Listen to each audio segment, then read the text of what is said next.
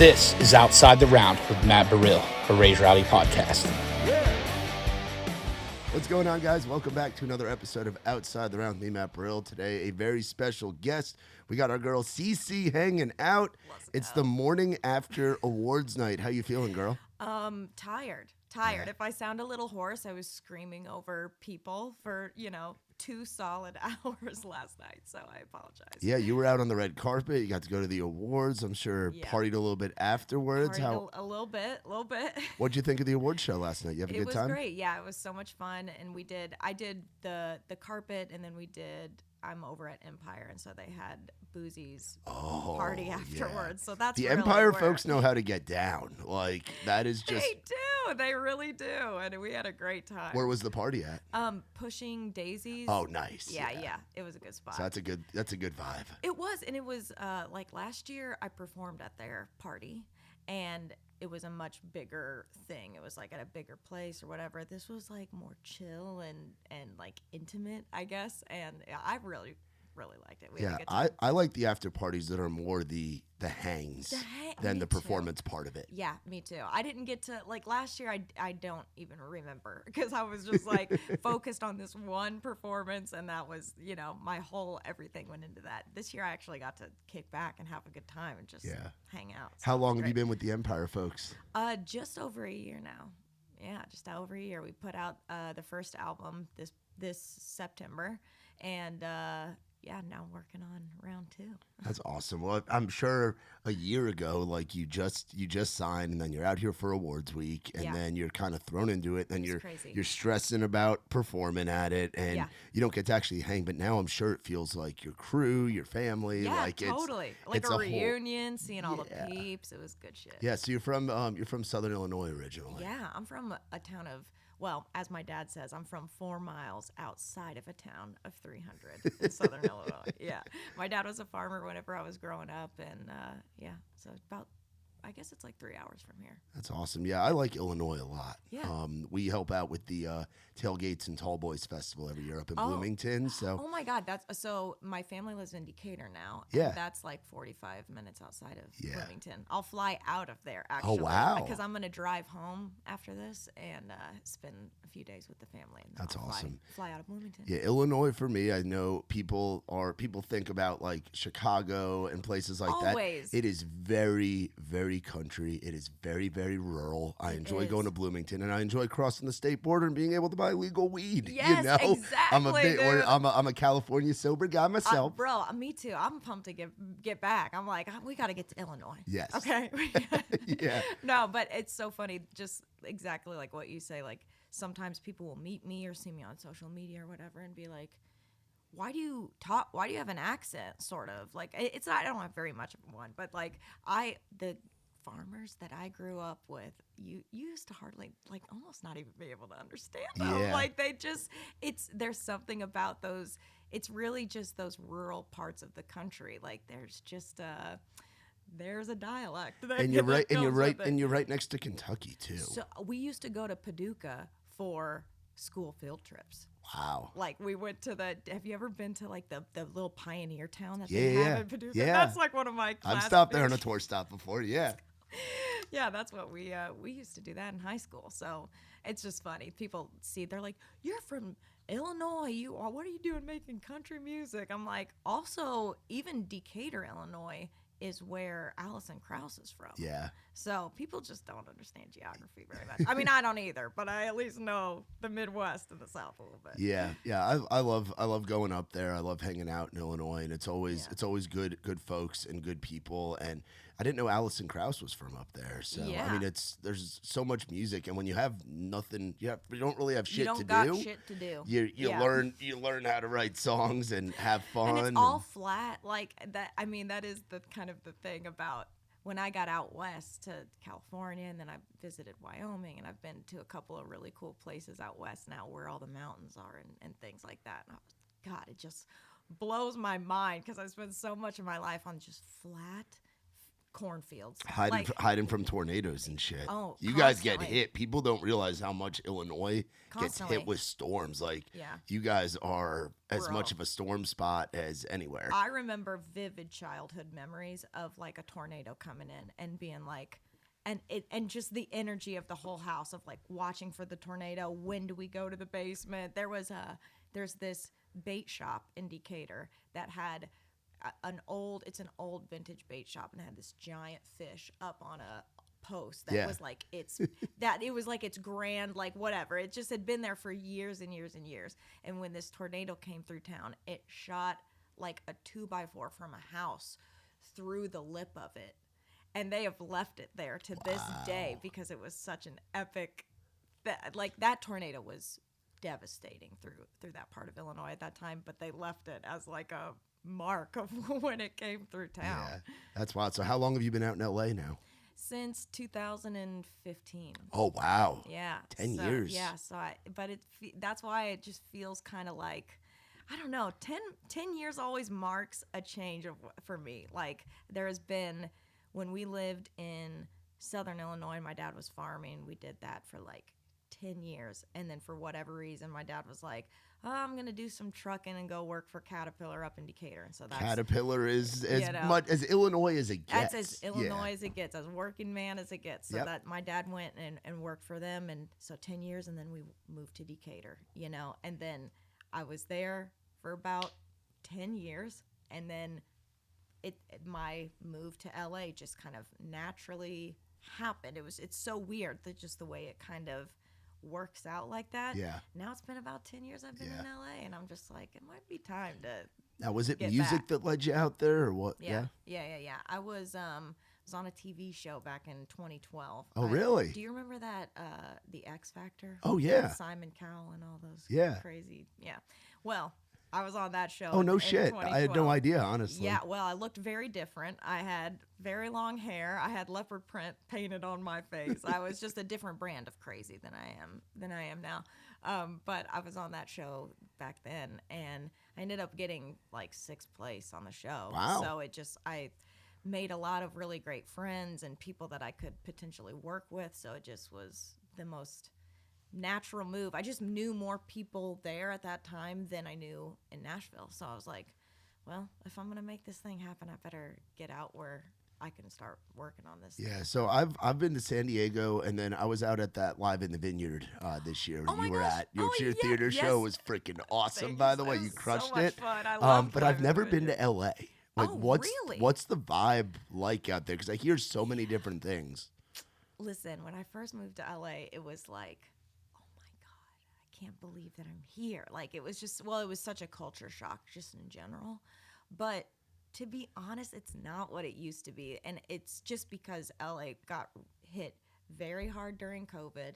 And then, I mean, God, all the wildfires and stuff that just happened have been absolutely devastating. We're going to be rebuilding LA for the next 20 years. Like, it's rough. So I just think that it has gotten so expensive. It's really forcing people out. And ultimately, LA is made up of creators. Yeah. People that are out there. Like, yeah, there's celebrities out there. There's the rich, the famous, whatever. But the celebrities are out there because they started as creators. Exactly. Yeah, they're actors. They're doing art. And they're grinding and working so hard. And so there's so much like blue collar, hardworking people in LA that damn near can't afford to live there. Yeah. So it makes it tough to be at that stage of your career and living in a city like that. It's really I mean, you're going from a place that has more people in a bar or a restaurant than your hometown. Yeah, it's crazy. And that's why I don't go out. Yeah. I also just am not like that big on like all that, like, as crazy as it may seem. I like a smaller crowd, a more intimate sort of setup, Yeah, and I feel like the hangs out there are different. It's a very late night town, right? Yeah. Oh, yeah. I love coming to Nashville because people will be like, we're going to go to this event. It starts at 7. I'm like, this is amazing. Yeah, because LA, it's like more of an after party town where it's terrible. Like 10 or 11 or probably even 9, midnight getting to the club. Dude, it's terrible. It's terrible. It's terrible. That's why I just don't go. Like I'm not even utilizing LA for what it's for. But like you said, like every 10 years is kind of like a chapter of a is. book of a person's life. It is. And it seems like it's been that for you to where LA is a chapter that led you to putting out Westward. Yeah. I mean, I feel like Westward, like it kind of speaks for itself where you talk about growing up in small town Southern Illinois, and then you go westward and you're singing about what you know from your hometown, but then your chapter of your 10 years being out there. Yeah, totally. Westbound, totally. Westbound, excuse me. Westbound. No, it's all good. It definitely was that for me. It was telling that story. I mean, I'm from a town of 300 people. Like, I used to lay in bed at night and, like, stare at the ceiling as, like, a kid. And I don't know why, like, kids feel passion this way, but sometimes they do. And if you're out there and you got a kid and they are super passionate about something, like, all I can say is just like feed that the way that my parents fed it into me. Like, I used to lay in bed and just cry and be like, how am I gonna do this from here? I grew up on a gravel road, rocks in front of, like, a gravel road surrounded by cornfields on all four sides of our house. And I was like, there's no shot. Yeah. And so that Westbound is definitely about doing that. And so the next project is really, it's about the arrival. It's about being there then and being thrust into this place where in LA, you really are sort of required to be a main character. If you're out there to be an artist, if you're out there to do that and build a brand or whatever, you're required to be the main character. And so it sort of threw me into that thunderdome of, like, creativity. You're around a lot of different types of creatives in LA. Nashville is amazing because it's so music centric. Yeah. But LA, you're surrounded with filmmakers, photographers, every kind of creator. Comedians are out there. Oh my God, yeah, dude. Like, and those are some of my favorite. Oh, they're the best. Like, the comedians are the best. Those are the best hangs. And they're the best hangs. I also, like, I am just such a goof. Like, I really am. And so I always tease my manager and stuff when I finish a show that they'll be like, oh, it was great. That one song was great. I was like, cool, but was I funny? Yes. Were the people laughing? Was it funny? And they're like, that's not your job. I'm like, yes, it is. You don't get it. I'm like trying to get a type 5 down for my set, you know? Yeah, it's a big part, big for me. But yeah, no, that's LA's awesome. cool that way. Yeah, how did the creative process of getting Westbound going? Like, and kind of tell me the story of how you ended up with Empire and just how it seems like the last year has just been a wild journey. Yeah, like, and it flies by, doesn't it? Yeah, dude, I can't believe it's been a year. It's insane. No, I mean, I started making country music. I mean, I grew up in a small town. That's really all you knew that there was. Yeah. So I started making country music, and then, like I said, I got on that show or whatever, and that was my first real intro into the scene and just kind of how it all mapped out with the producers and the songs they were having me sing and whatever. I ended up more in this, like, pop sort of you're in LA genre. I feel like if you've got a voice and you're something that people feel like they can market, they're gonna steer you to what's big in that area, which is pop, which is hip hop. I mean, you were ahead of your time for country music coming out of LA. Yeah, I was just. I mean, I tried to start my audition with Leanne Rimes' version of what is that? Oh yeah, Unchained Melody. Yeah. So I tried to sing that. They like, no, we need something else. And I'm like, okay. So I just sang Christina Aguilera, and that's when they're so I got all 4 yeses, whatever. And so that's how the whole journey was, and people really got to know me in that genre. They dyed my hair blonde. I had long dark hair when I went on the show. Never, like, no shit. Long, very long. My mom cut my hair in our bathroom. I'd never. There's no hair salon there. I don't go to a hair salon, no. So they sat me in a chair and they're like, "You're going platinum blonde today." I was like, "What? Are you out of your mind? My mom's gonna kill me." But I'm like, whatever. Like, I'll do. I'm just kind of down to give it my all. And how old were you at this time? 20. You were 20? Yeah. So I'm like, sure. You're college age trying to make it, growing up thinking there's no way in hell I'm going to get out of this cornfield. Exactly. So I'm like, sure, I'll do it, whatever. So I did the thing. And then when I came off the show, people really knew me for that genre. So I was in LA. I made some pop records, whatever, put some out, but I wasn't, TikTok had not happened. People were still really navigating how to break as an artist. And before COVID. There was only so much you could say in a 7-second Vine. 1,000%, or on Instagram or whatever. And there was no reels, whatever. So then COVID hit, and my partner Chase and I, who is from Tennessee, he was like, well, we got nothing to do. If you could make any kind of project, any kind of music, what would it be? And this is what's really funny, is I said, well, I guess I would put on a mask and I would hide my face and I would make an anonymous experimental country project. And he was like, oh. And I was like, and I'd have a different name. Nobody would know it was me. And I would like just be a faceless, anonymous experimental country artist. And he was like, okay, what would that sound like? And I'm like, let's make a couple records like that. So that's when we made Pretty Red Lights, was one of the first ones. Wow. And we finished it and I was like, maybe this could be my song. And he was like, there it is. Yes, proud of you, maybe babe. It could be your song. And I'm like, all right, cool. I was like, maybe I could just do this as me. Maybe I don't need to cover my face. I could just be me and do this. But it's weird. Sometimes as an artist, you have to like take yourself out of it in order to put yourself back in it. It's weird. You have to take away this version of yourself that you thought existed. Especially when you had been doing it as long as you had been doing it. Yeah. You were kind of programmed to be steered to this pop star. Yeah. And it was weird because COVID too, the hair came off during COVID. I was just like, fuck it. I've always wanted to have short hair. Let's see what this is like. So I buzzed my head and I was like, damn. Feel very much like myself for some reason. I don't know why. I just feel very much like me. And we made those songs and I was like, all right, well, I'll put them on the internet. So I put up Pretty Red Lights and it took off and went a little bit nuts on the internet. And that's when right about then is when Empire reached out and was like, hey, we really like what you're doing, and put out a couple more records. And I signed over there, and that Shabuzi hadn't even released Tipsy yet. Whenever they found me. And I had known of him and was very, very much like this.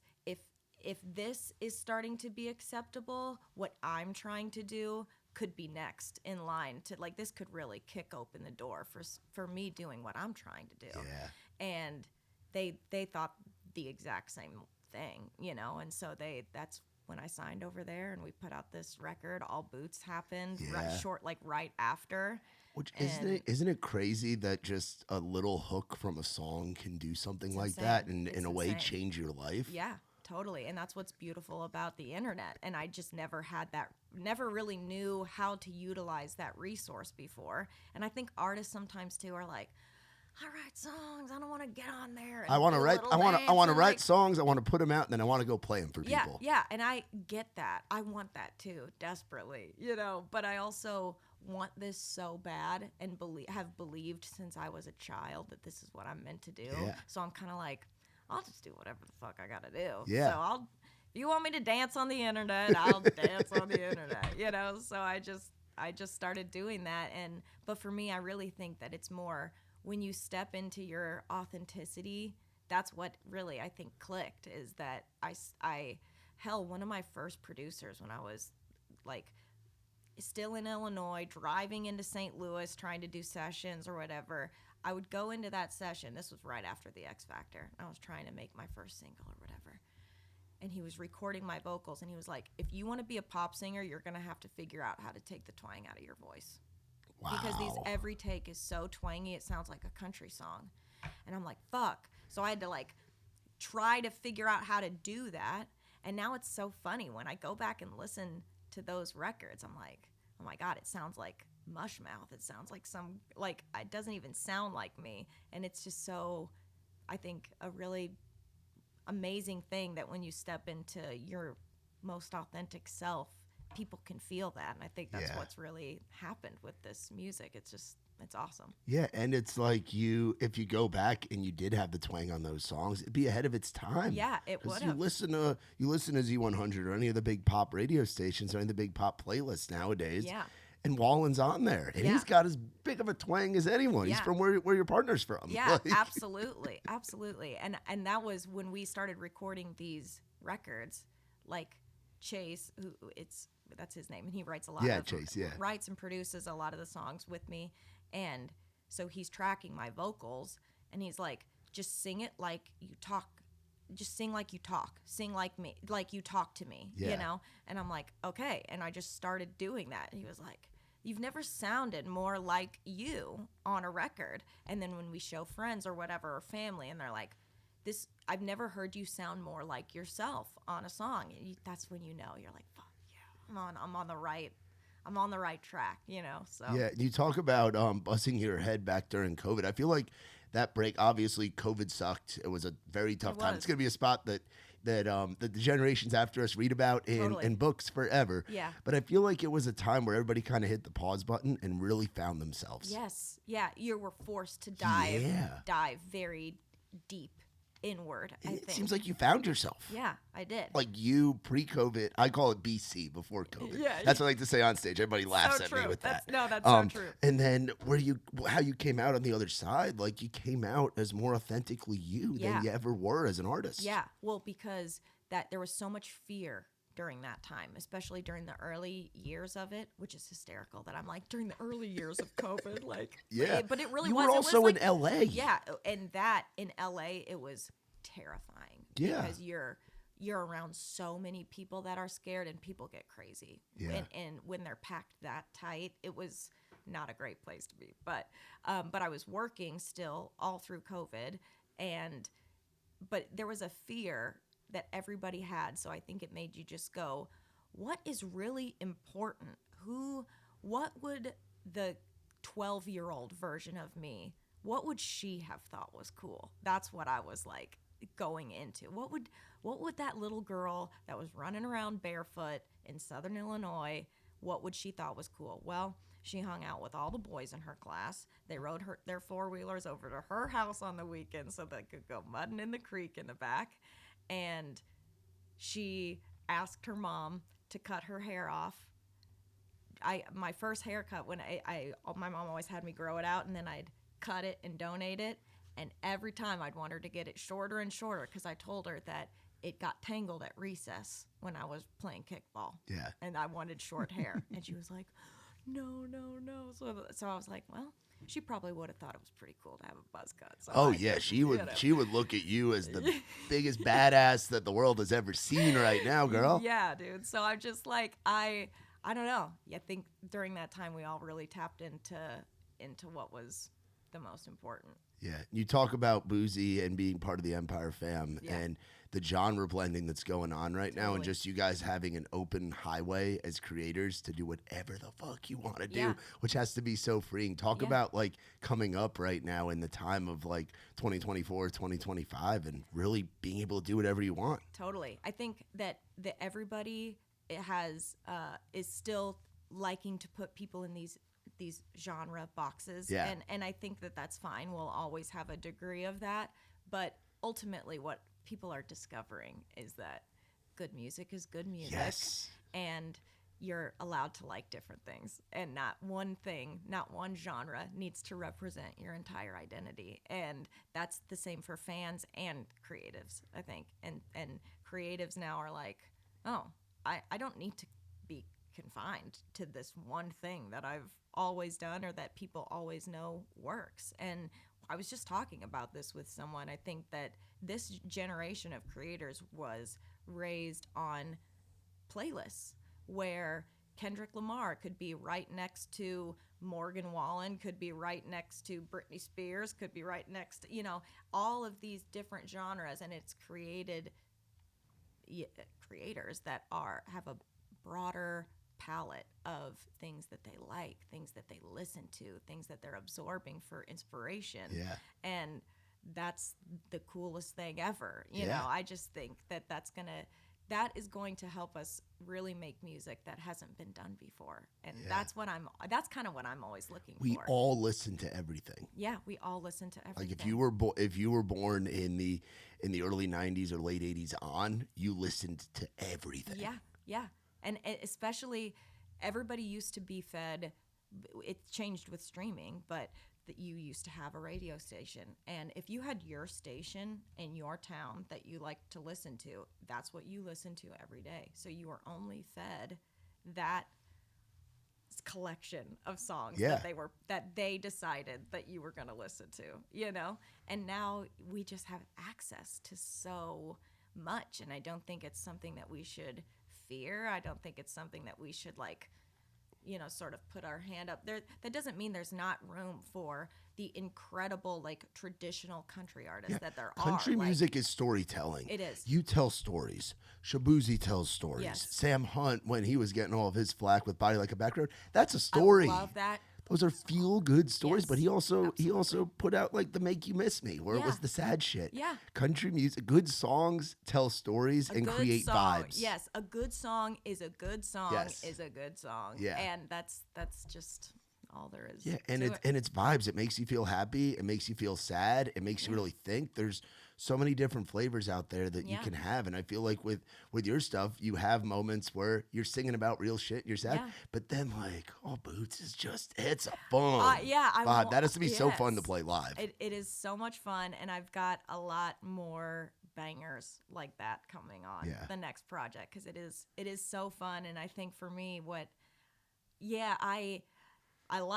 I guess I like to make people feel sad, or if that's what you need to feel or whatever. But more than anything, I like to make people feel like the baddest version of themselves. Yeah. You know, I want you to turn on my music and be like, I can fucking do anything. I want that. I want all of the things that made me scared along the way. I hope that it helped me make music that will now make other people be brave. Yeah. You know? That's really my mission. Yeah, what have been some of the messages that you've gotten from putting out All Boots? Because it is such I think of it as a bad bitch song. Yeah, it's a bad bitch record. It's an empowering yes. You're telling this guy off. Yeah, you know. Dude. Well, my friends out in Wyoming, whenever they heard it, they were like, because my sister-in-law's out there, and she was just like, this is so real. This is so real. We see this guy walk into Wyoming bars all the time. We just know this guy. But I think for me, the messages just that I've gotten of it's always, not always, there are men too that reach out to me, for other things other than to, be weird.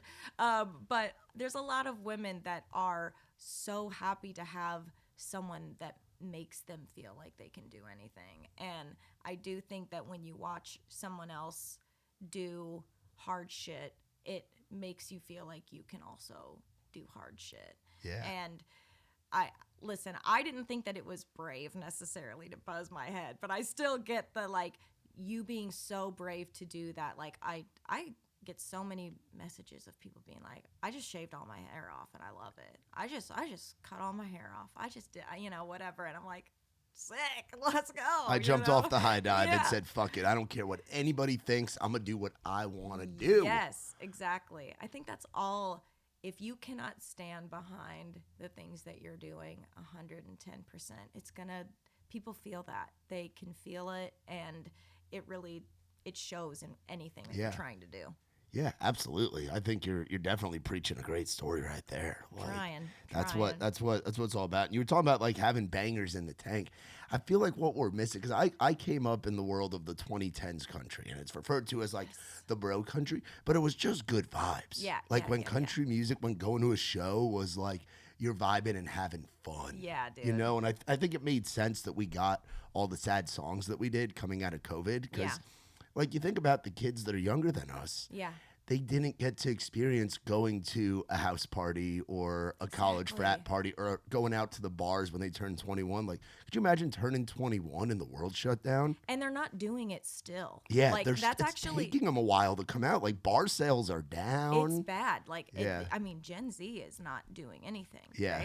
They are still like, but I also feel for them so much. If you're in your formative years and you have to go into isolation, Yeah. no wonder everybody has social anxiety and doesn't want to leave the house. And we're singing about sad, depressing shit. Yeah. Like, it makes sense, but It does. I want to get back to the era of just like, you're at a concert, you're having a cold drink, you're having a Surfside, you're smoking a little something, and you're just vibing out. Yeah. And hip hop had that, country had I that, want to feel pop had that that. kick drum in my chest. I want to be in know? the pit in that club and just feeling good. Yeah, dude. Like, Even if I'm in the car, like even if I'm going to work doing something I don't want to do, I want that 10, 15 minute, 30-minute drive that I'm driving to work to be the moment of reprieve before I have to go to my stupid job. And I want to listen to songs that make me go, remember when Gretchen Wilson was out there being like, I'm a redneck woman. I'm sure you grew up covering that for years. Redneck woman here for the party, all jacked up, all of those, Big and Rich. Remember the rowdy Big and Rich days? Yeah. Like, I'm trying to bring that shit back. Yeah. Like I want people to party. It's time to we party. need that. And I always like to say, I mean, I joke about it with like friends that are not in the country world. I say that we're always a little behind, like what goes on in pop. Like even you look at it with like streaming and this and that, and we adopt a little bit later. Yeah. And I feel like it's starting to come back in pop when you see like the up-tempo fun songs that are coming out of the girls and the guys in the pop world. Yeah. So I'm like, I think it's coming back. I think so, feel too. I feel the energy. I think summer of 26 is going to be lit. I think summer of 26 into 27, we're going to get some happy shit. Yeah, we're going to get, we're ready for it. people are going to be partying again. Yeah, let's hope so. I crave it, you Yeah. know, like, Yeah, and I don't even drink. I'm 10 years sober, but it's like, I miss the days of just getting after it and just having fun with your people. Yeah, totally. I agree. Just listening to songs that made you feel good, you know? Yeah, I agree. Yeah. So what's the process been like for you with choosing what's coming next after Westbound and all of that? Because it's a big task putting out a record like that. Yeah. Like that was a huge release for you, and the Yeah. singles that came before it, and even the team did a great freaking job, and Thank you it so did much. its thing. And Yeah. now, but in the world that we're living in now, it's like it used to be. You'd get a Jason Aldean or a Carrie Underwood record once every 3 or 4 years. Yeah.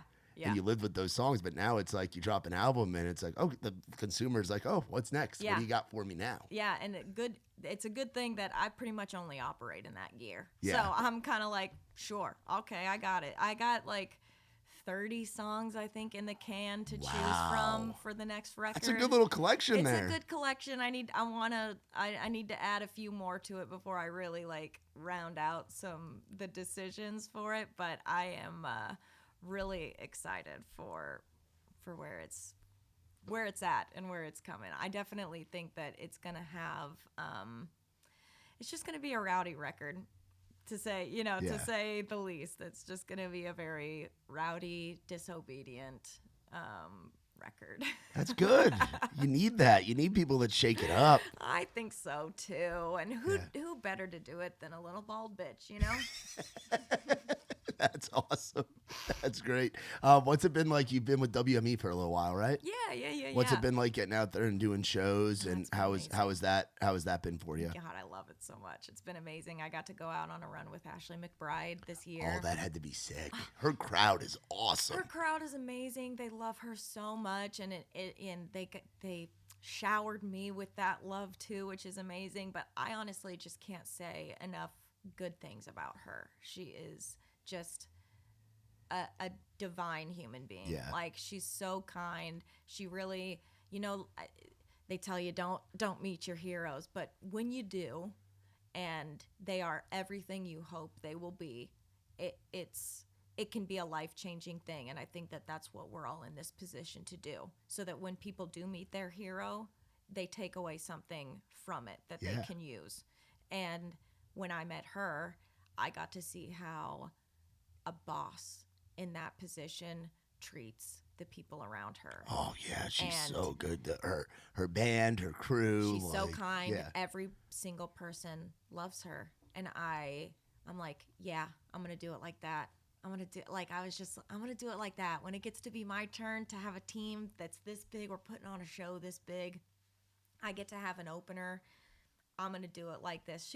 Before every show, she would come and visit me in my dressing room and be like, "You ready? It should be a good crowd out here in Reading. They're always really good for us, so they ought to be really good for you." I'm like, you don't need to be in here doing this stuff, but you're taking the time to like hype me up at your show. Yeah. You know, like it was beautiful, and it really did. And she's somebody too where she went through a long period. She had been in town for a while and had been doing it a while until she really got her shot to go out there and be Ashley McBride. That's right. So I'm sure that's something that you relate to with your journey of grinding in LA and the show, and then finding yourself, then having your moment and even before that, growing up in Illinois, I was doing dive bars and stuff just like she was. And so we really connected over that. She's like, if you can get in a dive bar with truckers and bikers and drunks and whoever else that doesn't want to even be there and doesn't even care that you're there, and you can get that crowd into what you're doing, that is what can really round out a performer. So she and I just really like connected over that and got to chat about it, and that part of it was amazing, and I got that opportunity through being with WME. That's awesome. Where are some places that you've gotten to go that you really want to go back to, like some of your favorite tour stops?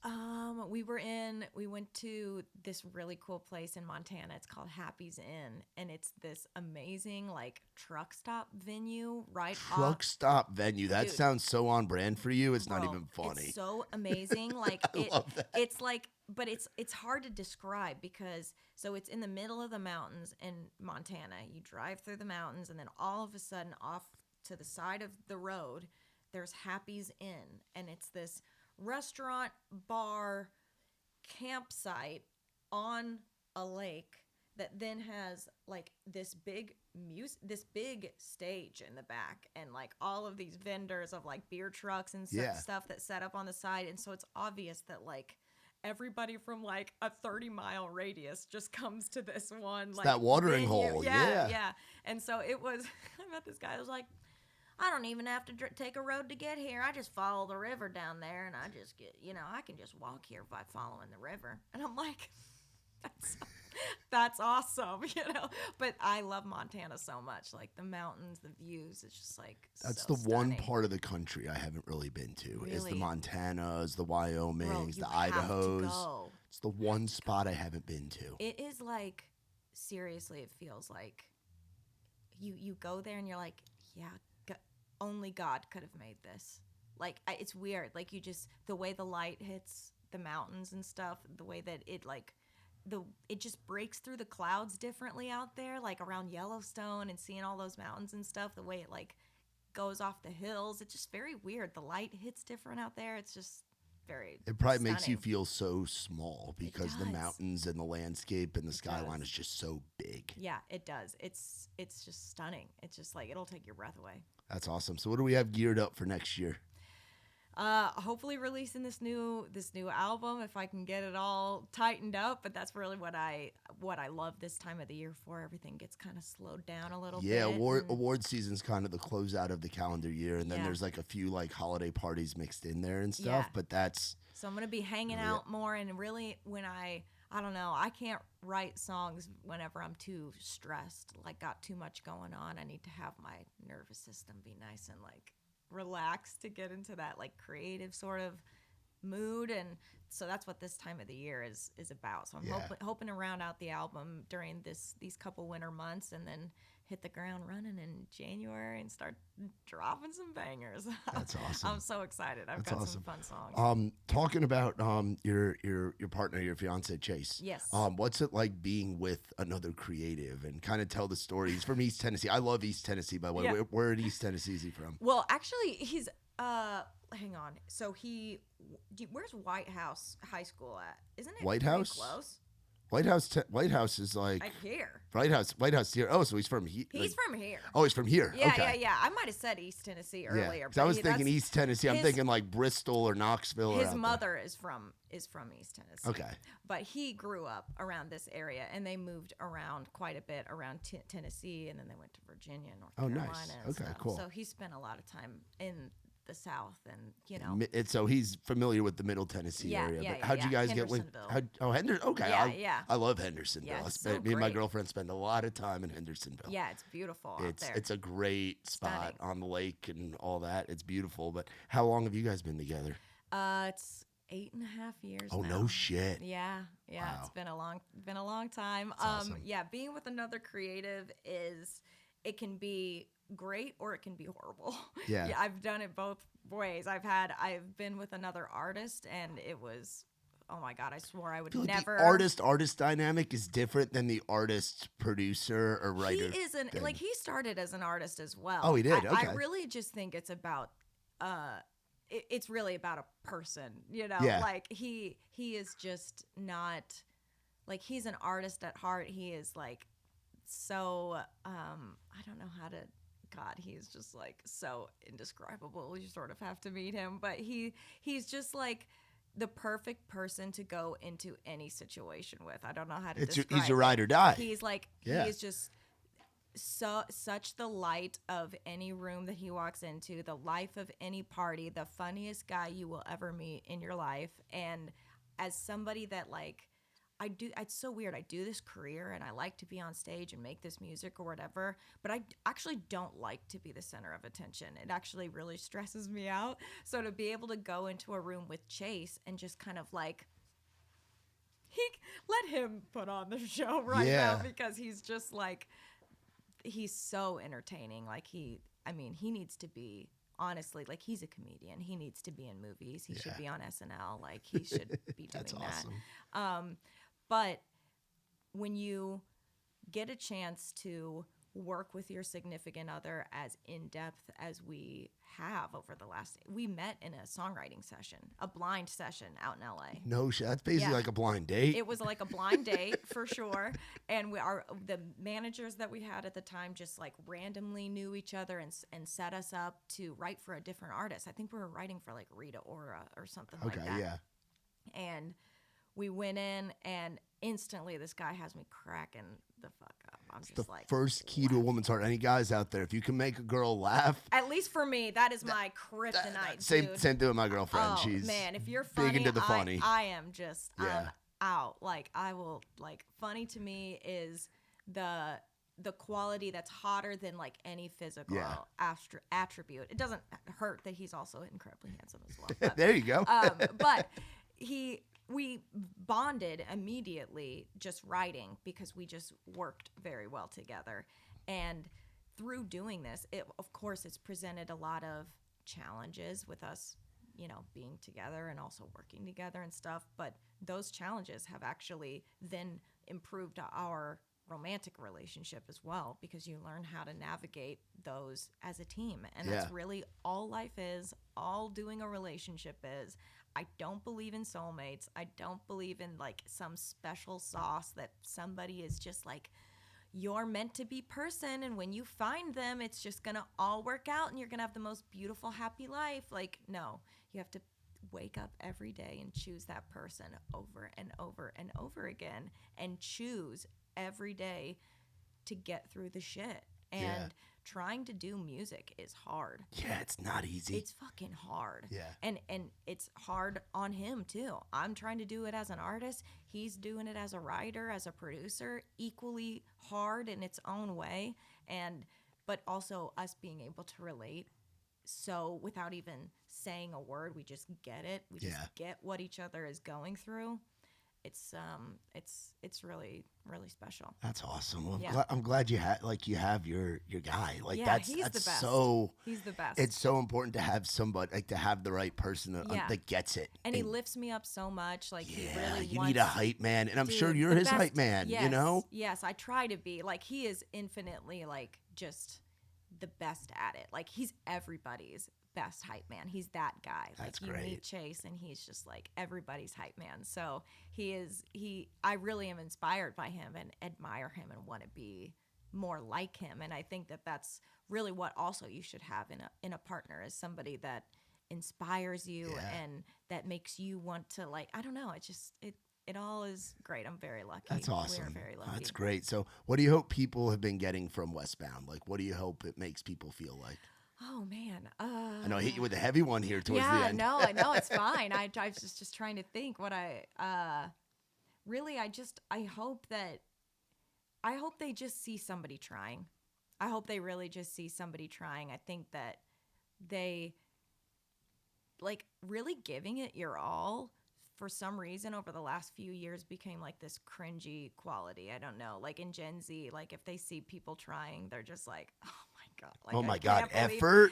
believe Look at that girl. you know, look at that guy. Yeah. And I'm like, fuck that noise. I hope you see me trying so hard. I hope you see a girl that had to really, really try to get from where she was to where she is going and beyond. And I hope that it inspires people to whatever it may be. Like, might not be music for everybody, but I guarantee every single person out there has something that they're like, I always wanted to start that business, or I always wanted to go do this or go back to school, or, I don't know, whatever it may be, go do that thing. And even if it doesn't like work out the way that you thought it was going to work out, what you will learn along the way of that challenge will make you a much deeper person. Yeah. Like you know that saying, I don't know, suffering deepens you. Like I have come to this theory with my journey in music, is like there has been so much suffering along the way that at times you go, why am I still doing this? Like, why? Maybe I should do something else. Maybe this is too hard, and it's too hard because it's not meant to be. And what I realize is, like, everything in life is gonna make you suffer. Yeah. Everything is gonna be hard, no matter what it is, whether it's the safe job or the risky job or the dream or the comfort, whatever it's going to be, it's going to be hard either way. Yeah. So choose your hard. And I think that